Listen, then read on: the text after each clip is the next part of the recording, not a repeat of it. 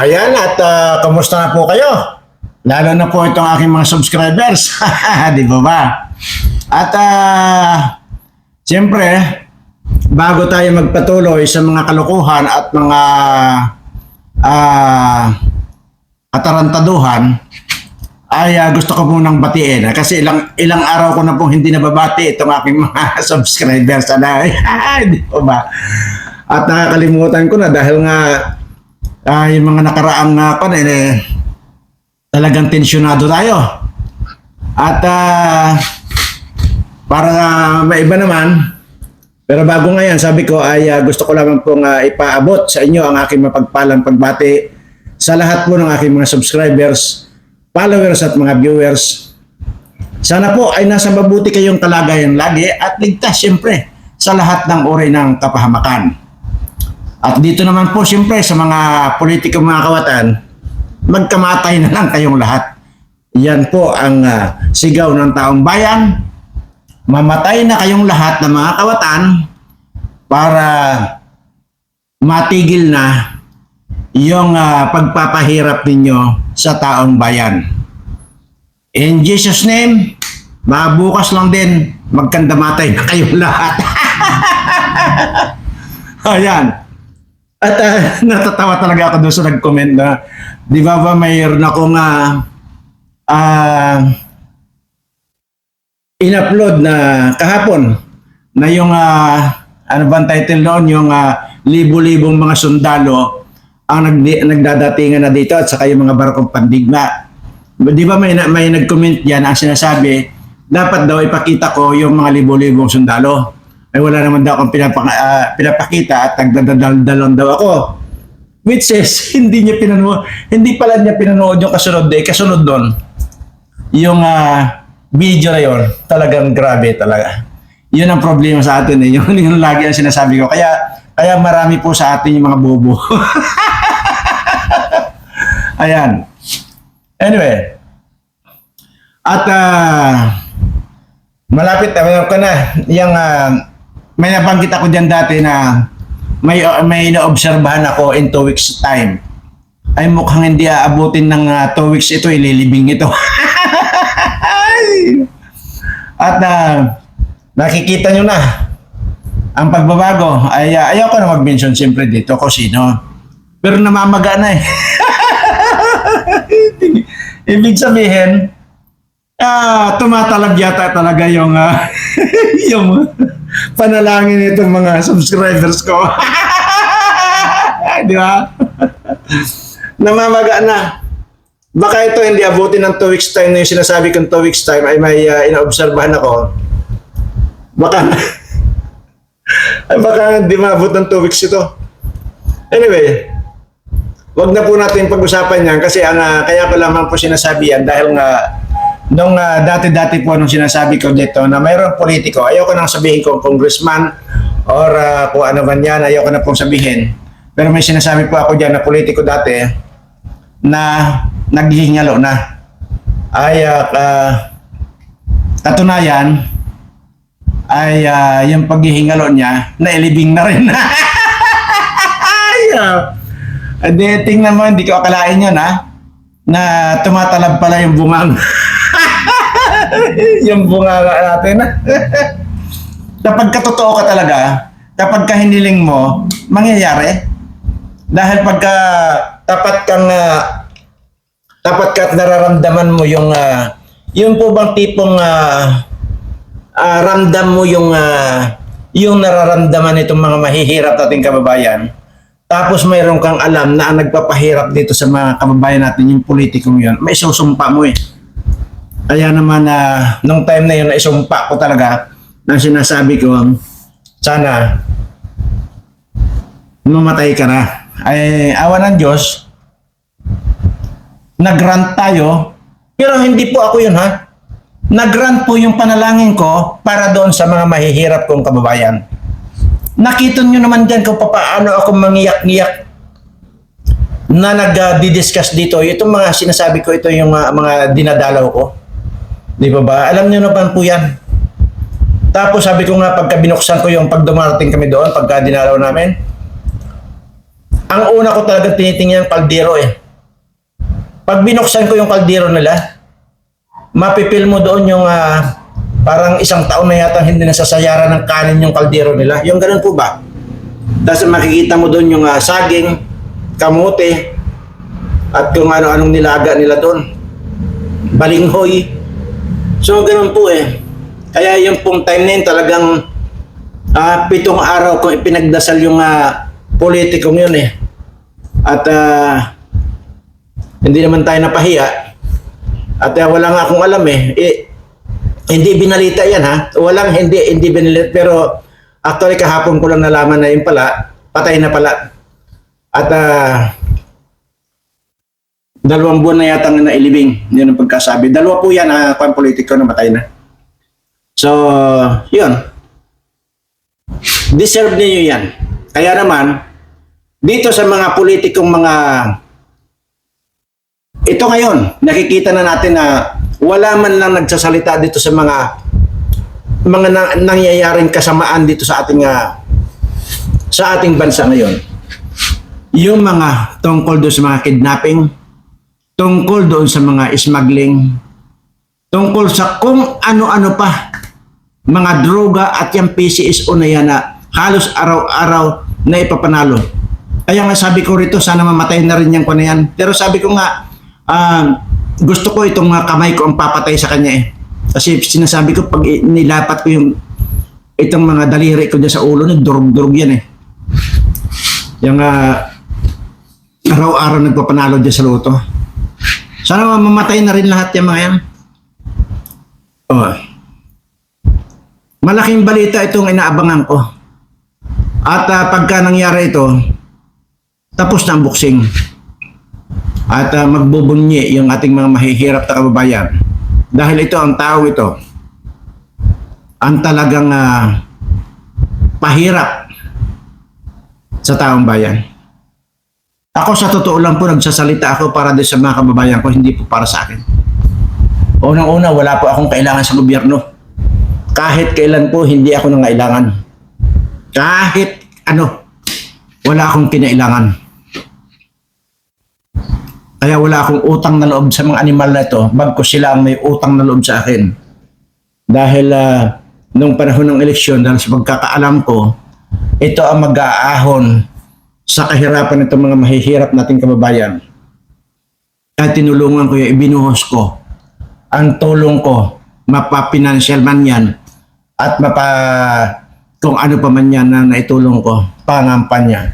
Ginawa ko po yan. Nabanggit ko na rin po yan na malaki-laking halaga din ang nilustay ko dyan dahil sa akala ko na matutulungan talaga itong mga mahihirap ng kababayan.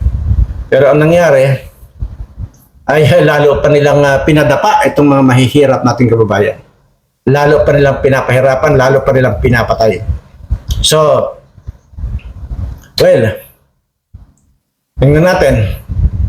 Abang-abang tayo doon sa malaking balita. Oh. Ngayon, dito naman tayo sa kalokohan. At di ba ito ang gusto niyo, fake news, ay sagad-sagarin na natin yung pagiging fake news na sinasabi niyo sa akin. Alam niyo ba mga kaibigan? Ito, first time niyo makikita dito sa channel ko. Si Xi Jinping tumawag sa akin kagabi lang. Oh. Bakit tumawag? Nabigla nga ako pag-ring ng telepono ko. Sabi ko, bakit iba ang number ito? Bakit maraming number? Ay 11 lang naman yung number ng Pilipinas. Nung paghilo ko, Mr. Vihana, sabi nga sa akin. Sabi ko, what's this? Sabi ko yan. Xi Jinping, Xi Jinping. Sabi nga yan. Sabi ko sino Xi Jinping? Sabi ko si isip ko, President China, Xi Jinping. Oh sir, sabi ko, how are you? Yes, sabi ko ganyan. This is Mr. Birana. What can I do for you? Sabi ko ganyan. Kaya ako, Tito, yun. Ang tanong po niya sa akin, ano raw ba ito? Tuloy na raw ba niya yung gigirahin na tayo rito? Yun ang sabi niya. Sabi ko, it's up to you. Sabi ko ganyan. Sabi ko, kung ano yung gusto mo, sabi ko ganyan.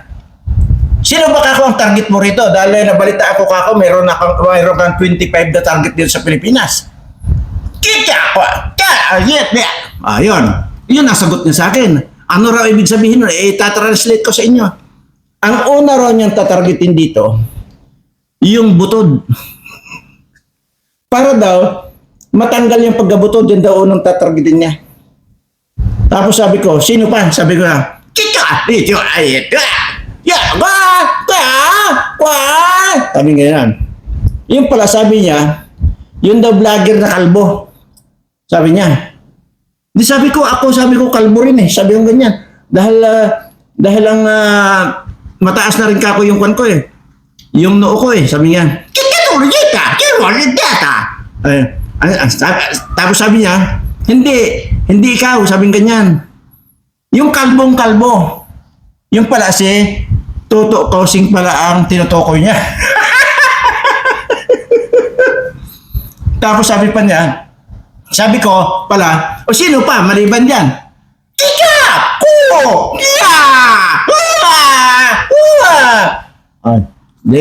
Yun ang sagot niya sa akin. Di, sabi niya, sabi ko, I can't understand. Sabi ko, I can't understand. Sabi nga, Tika! Ayun pala, ang tinutukoy niya, ang target niya, si Mike Abe, yung daw malaking ilong na vlogger. Si Mike Abe na yun. Di ba? Di ba? Tapos sabi niya, tapos pa, mayroon pa siyang ibang sinasabi. Tapos sabi ko kasi, sino pa? Sabi niya, sabi niya,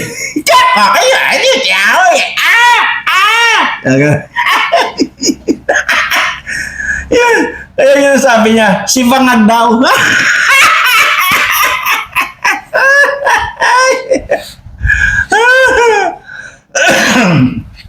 Yan, sasabihin nyo na naman na fake news ako.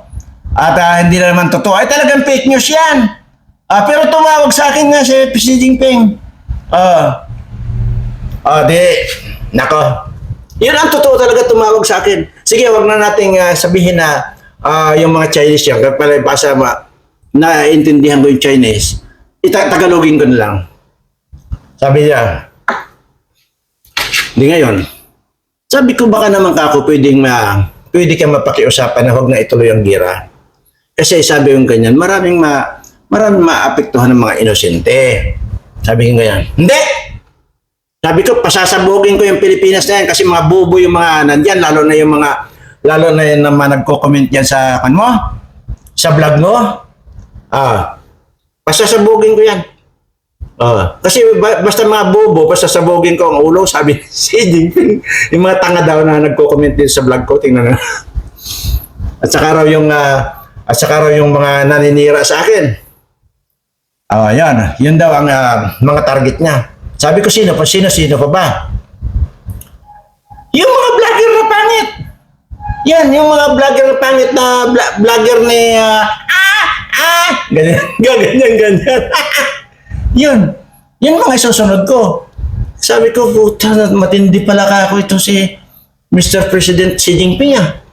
Sabi niya, kilala pala niya yung kwan.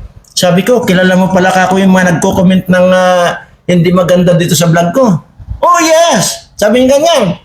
At nakasubaybay din ako sa channel mo. Sabi niya ganyan. Katunayan, sabi niya, nag-subscribe na rin ako. Di ba? Pati si Xi Jinping nakapag-subscribe sa channel ko. Imagine niya. See? Tapos ito na matindi. Kinakasa na. Sabi niya, Mr. Birana, ano ba? Pipindutin ko na ba itong pulang buton? Sabi ko, wag muna, Mr. President, wag muna. Kasi sabi ko nga, hindi ko pa ako naiipon itong mga subscribers ko. Ay baka may maiwan, ayoko may maiwan ng mga subscribers ko. Sige, pagbibigyan kita. Ipunin mo na yung mga subscriber mo, dalhin mo daw sa kuiba mo. Sabi ganyan. Sabi ko, pati ba naman kako yung kuiba ko, alam mo? Oo, sinusubaybayan kita eh. Sabi ganyan. Idol kita, sabi ganyan. Idol pala ako ni Xi Jinping. O, di ngayon. Ay, ito na. Tumawag ulit sa akin. Mr. Verana, sabi ganyan. Wala nang extension ito. I hope, sabi ganyan, na naipon mo na yung mga subscriber mo. Sabi nga, yes sir, sabi ko ganyan. Naipon ko na lahat, nandito na kami lahat, nakaipon-ipon na. Ito na. Pipindutin na yung push button, yung button ng mga sabay-sabayan na mga missile eh. Tatama doon sa kalbo na vlogger na si Kausin, doon sa malaking ilong na vlogger, at saka dito sa mga butod yan, sa mga bangag. Ayan na. Ito na, assist eh. Oh, ready na kayo ha? Sabi ganyan. Nagkakaipon-ipon na kayo. Opo sir, sabi ng ganyan. Yes, sabi ng ganyan. Ready. Ito na.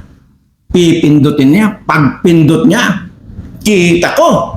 Talagang sumiklab na yung missile. Bumagsak sa Malacanang yung missile. Sabi ko, wow! Sabi ko ganyan. Puta, pagbalik-was ko, panaginip lang pala, hayop na naginip lang pala.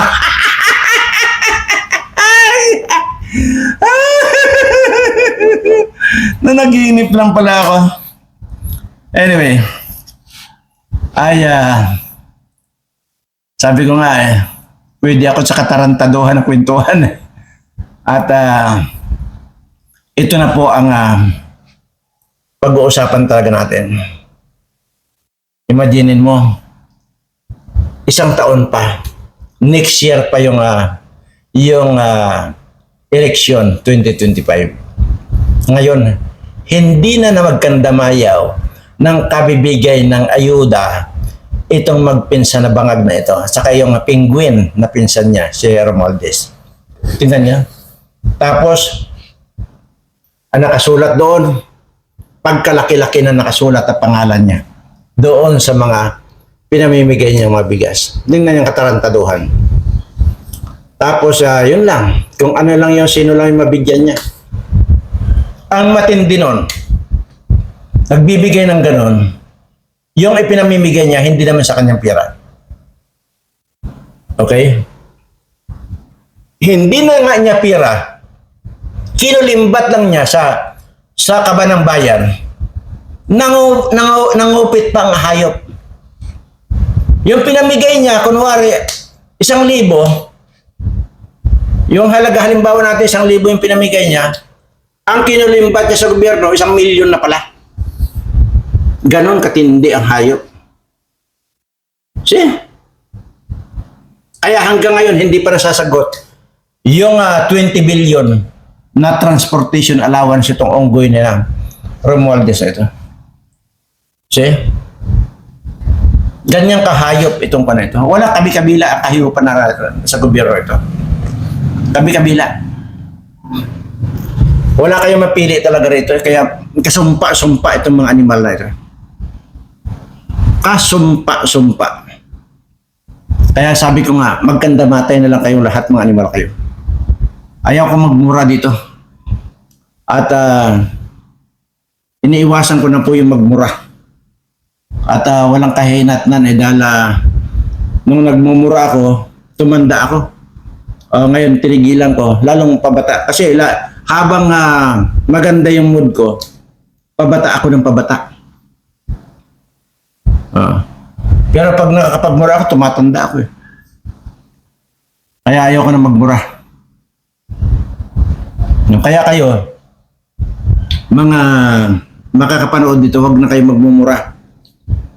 Maliban sa hindi gusto ng ating Panginoon yan, nakakatanda. Huwag kayong magmura na magmura. Anyway, at actually wala tayong magandang topic ngayon, kundi ang sinasabi ko lang po rito. Sa lahat po ng aking mga subscriber, wala po kayong dapat alalahanin kung sakasakali man at dumating ang gira, wala pong maiiwan. Mag-a-announce po ako rito, kaya ugaliin niyo po na panoorin ang mga ina-upload kong video para po sa ganun ay updated kayo kung ano po ang nangyayari. Dahil ngayon po ay hindi natin malaman dahil baka bukas makalawa lang ay nandyan na. Pero hindi pa man po yan at siguradong mayroong mabakukan po natin yan. Sabi ko nga may magre-report po sa atin. Kaya antabay lang po kayo pag nag-announce po ako na yung mga taga Mindanao pumunta na doon sa isang lugar at doon kayo pipick upin. Yung taga Luzon, Manila na yan, yung mga kung saan pa, basta saan man sulok ng daigdig, Pilipinas kayo nandoon, pipick upin kayo. Yun po ang pwede kong iwanang garantiya sa inyo. Kaya wala po kayong alalahanin. Huwag po kayong mag-alala doon sa mga matatanda na kayo. Hindi po. Wala po akong pinipili dito kung sino ang kukupkupin ko. Dahil sabi ko nga po, lahat po ng isinilang sa mundong ito ay anak po yan ng ating Panginoon. So bakit ko tatanggihan yung mga taong nandito sa mundong ginagalawan natin? So lahat po kayo ay anak ng ating Panginoon. Kaya wala pong maiiwan, wala pong mamamatay sa kahit anong dilubyong darating sa atin. Saka ko na po ulit ituturo yung procedure ng luya in case na mga uunti-untiin nila napatayin na lang itong mga tao sa pamamagitan ng virus. Kaya nandoon pa rin po yung opsyon na parang magkakaroon na ng COVID. Pero hindi na po COVID siyempre na lumipas na po yung COVID eh. Ibang pa naman yan. Ibang virus yan. Para sa ganun na matudas na yung mga dapat matudas. At yun po ay papasok. Yung itinuro kong kalamansi at saka sili plus itong luya na ito na sinasabi ko. Pero yung luya po ay saka ko na po ituturo. Ngayon po, doon naman po tayo sa nag-comment ng hindi raw nakikita yung aking in-upload yung kahapon ng datingan yung mga libo-libong sundalo sa yung mga barkong pandigma. Actually, ito po ay kahapon lamang po dumating. Kahapon ko po in-upload yung 10 hours ago. So ito na po at ipapakita ko lang po kasi yun po nag-comment na wala daw akong pinapakita. Ito po. The Philippines was surprised by the arrival of the U.S. amphibious assault ship USS Bonhomme Richard, LHD-6, carrying thousands of Marines and a cargo of weapons supplies in Subic Bay. The ship's presence signals a significant increase in Yan itong laman ng barko, 1,000 of Marines, mga sundalo. military cooperation between the United States and the Philippines amid heightened tensions in the Asia-Pacific region.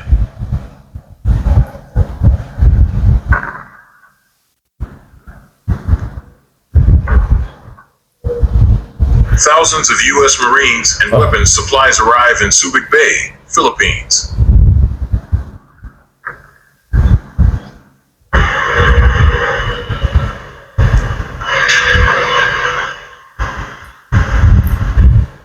Manila, July 3rd, 2024. Fast-forward po The natin arrival of the U.S.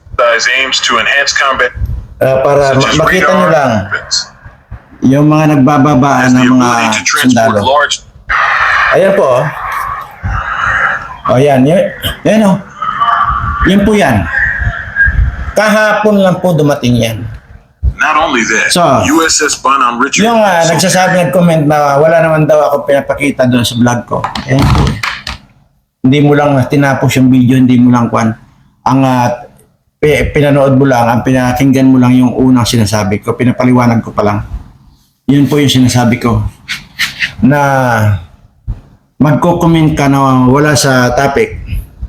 Ano ang tawag dyan? Bobo ka. Certified tanga ka. Paulit-ulit ko sinasabi rito kung gusto mong panoorin ang tabuuan bago ka mag-comment, panoorin mo muna yung buong video. Para sa ganun, mayroon kang alam.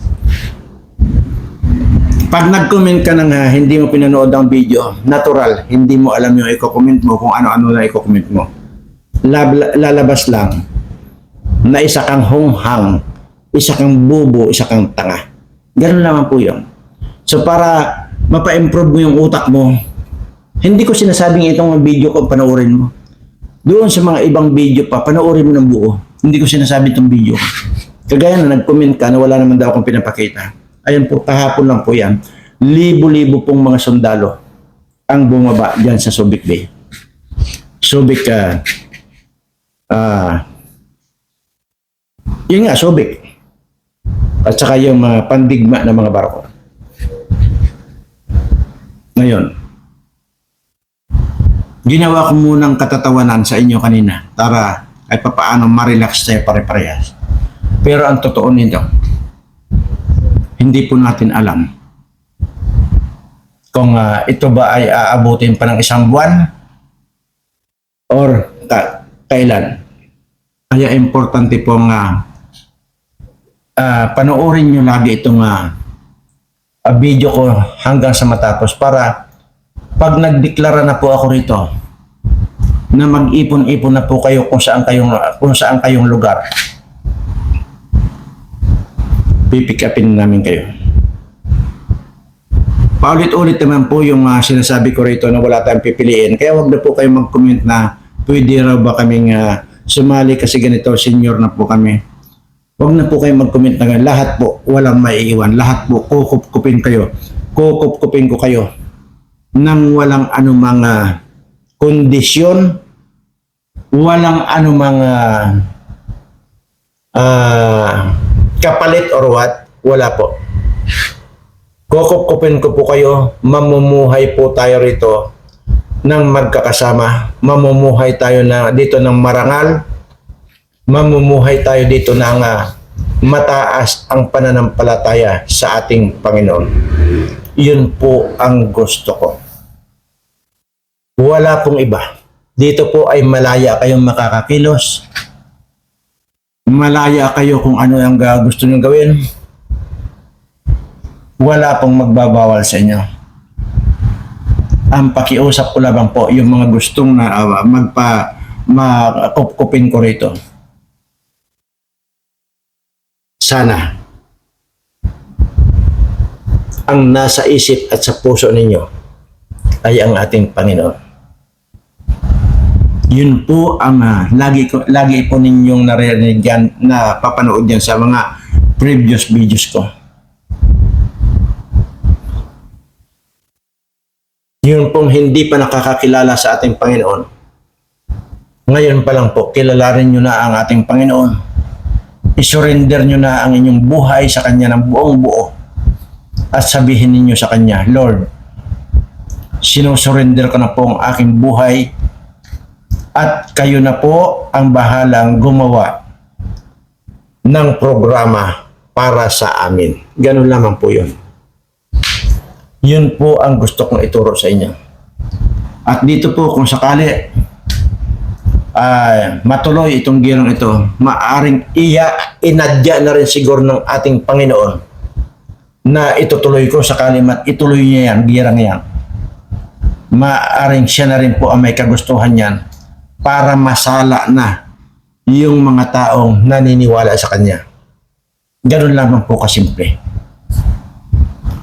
So ang sinasabi ko naman po rito,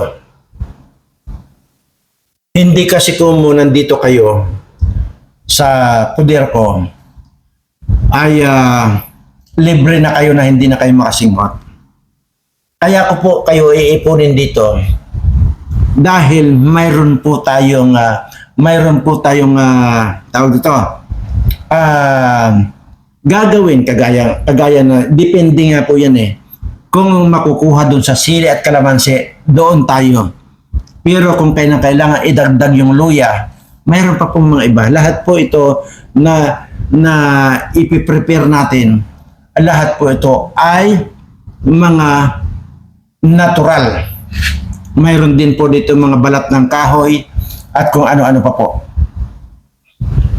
Mayroon po dito mga dahon-dahon. At huwag po kayong mag-alala dahil ako mismo ipapakita ko sa inyo na yun din po ang gagamitin ko. Ako rin mismo gagamit doon. Kaya wala kayong dapat alalahanin doon. Dahil yun ang makakaligtas sa atin. Ngayon, kung ito na nga, yung kagustuhan ng ating Panginoon, siguro ay maaari pang ma-extend yung kanyang pagbabalik. Dahil kung dito pa lang sa girang ito ay malipol na itong mga kawatan sa gobyerno, malipol na itong mga politikong mga kawatan na ito, malipol na itong mga masasamang Pilipino, malipol na itong mga maiitim ang budhi nating mga kapwa Pilipino, tayo na lang ang matitira. Sinabi ko naman po yan, ano bang dilubyo ang darating, mga subscribers ko lang ang matitira. Maniwala kayo sa akin. Kaya ako po nasabihan dahil mayroon po tayong alam, mayroon po tayong palangga kung sakasakali. Sila po wala. Aasa sila sa doktor, wala na nga pong doktor. Maging yung tubig na iinumin nila, hindi na po ligtas. Mamamatay po sila dyan. Pero tayo, mayroon po tayong kaalaman tungkol dyan. At dito mismo sa lugar ko, hindi po basta nakatiwangwang ang tubig na iinumin natin dito. Maliban pa sa ito ay nanggagaling sa kailaliman ng lupa, mayroon pa tayong purified machine. Nandito na po naka-install. Kaya safe na safe po yung mga iinumin natin tubig. Hindi kagaya sa kanila. Kahit pa i-purified nila, yung tubig na iinumin nila, may lason pa rin po yan. Dahil matindi po ang lason na pwedeng mangyari ngayon, pwedeng pakawala ng kalaban. Kaya sabi ko nga po, napakadalang. Kung mayroon man sigurong makaligtas sa kanila, yung mga hindi nakaalam ng mga pangontra o gagamitin na para hindi kayo tabla ng virus. Kung mayroon pang makaligtas na yun, talagang milagro na lang. Baka ginabayan na yun ng ating Panginoon. Pero ang titiyakin ko, lahat ng mga subscriber ko, walang mamamatay, walang magkakasakit dahil dito sa kaalaman ko. Hindi lamang po ako nito. May mga team po ako na nag-i-study or nagre-research, nagpo-formulate kung ano ang pwedeng pangontra sa ganun, pwedeng pangontra sa ganun. Kasi kaya rin po namin gumawa ng lason kung gugustuhin namin. Yung virus po na yan, kayang-kaya po namin magpakalat niyan. Kaya lang,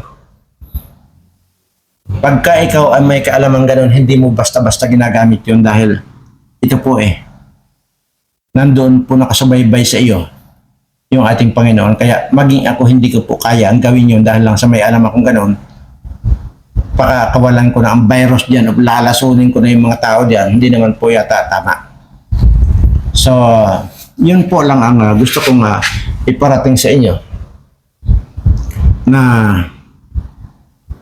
sana huwag matuloy ang gira para mabuhay kayong normal.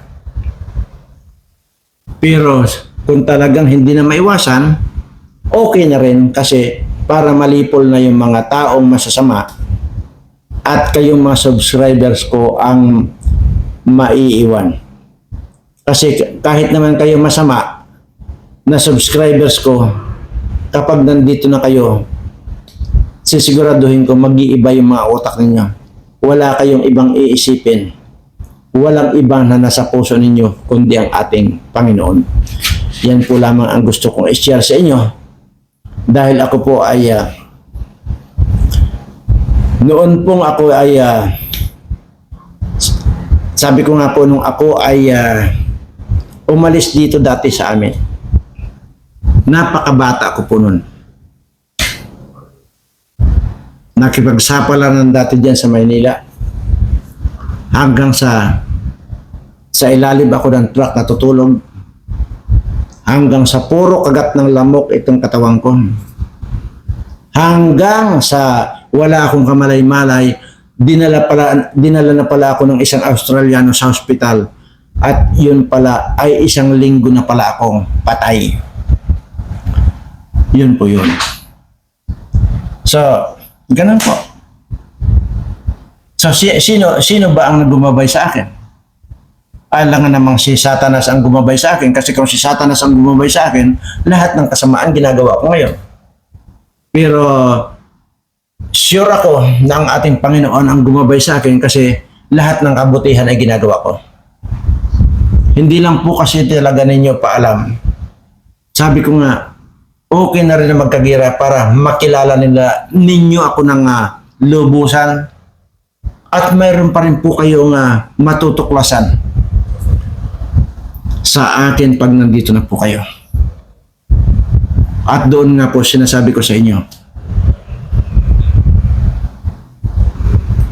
mangingilabot kayo at wala kayong ibang gawin kundi ang magdasal na lang sa ating Panginoon. Yun po ang ginagarantiya ko sa inyo. Kaya lahat po kayo na mga subscriber ko ang maiiwan, mabubuhay, hindi magkakasakit. Bagkus malilipol itong mga masasamang tao.